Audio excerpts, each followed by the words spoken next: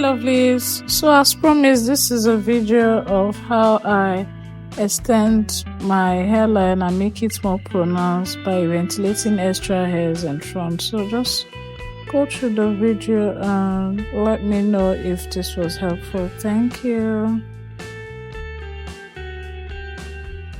So because we want this to be as seamless as possible after doing it, we'll be using the single knot technique. So you pass your ventilating pin over the net and then you put just a strand of hair and then hook the two hairs at once out and pass it out. So that's basically what we're doing here.